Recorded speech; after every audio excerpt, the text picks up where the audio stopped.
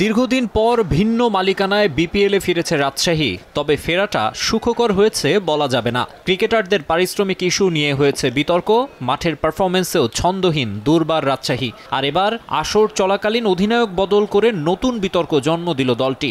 নেতৃত্ব থেকে সরিয়ে দেওয়া হয়েছে এনামুল হক বিজয়কে।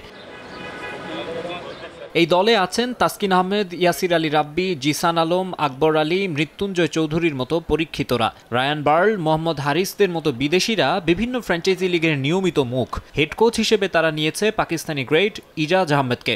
সব মিলিয়ে দলটাকে খারাপ বলা যাবে না, কিন্তু ফলাফল পক্ষে নেই। এক ম্যাচ জিতলে পরের ম্যাচেই ছন্দহারা। পদ্মাপাড়ের দলটির অধিনায়ক হিসেবে ৮ ম্যাচে ৫ হার বিজয়ের নামের পাশে।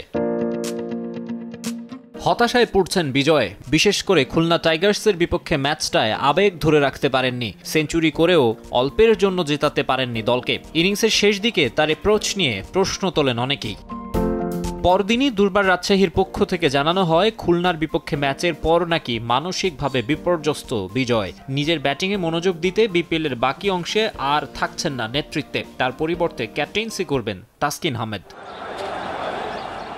আসরের অন্যতম সর্বোচ্চ রান সংগ্রাহক হওয়ার সুযোগ রয়েছে বিজয়ের। নতুন অধিনায়ক তাসকিনও ফর্মের তুঙ্গে। কদিন আগেই ১৯ রানের ৭ উইকেটের এক স্পেল করেছেন, যা বিপিএল এর রেকর্ড। এখন পর্যন্ত আসরের সর্বোচ্চ উইকেট শিকারীও তিনি।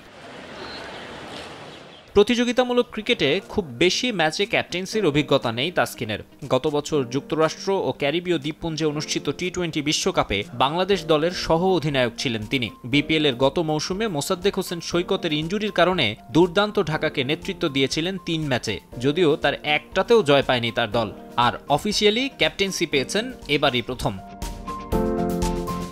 ইনফর্ম তাসকিনের ক্যাপ্টেন্সি নিয়ে রোমাঞ্চিত হবেন অনেকেই, তবে একটা বিষয় নিয়ে কথা বলার জায়গা থেকেই গেল। নতুন মোড়কে সেই পুরানো নাটক। কোনো না কোনো ফ্র্যাঞ্চাইজি প্রতিবার মাঝপথে অধিনায়ক পরিবর্তন করবেই। মাকসুম আলম খান, সময় সংবাদ।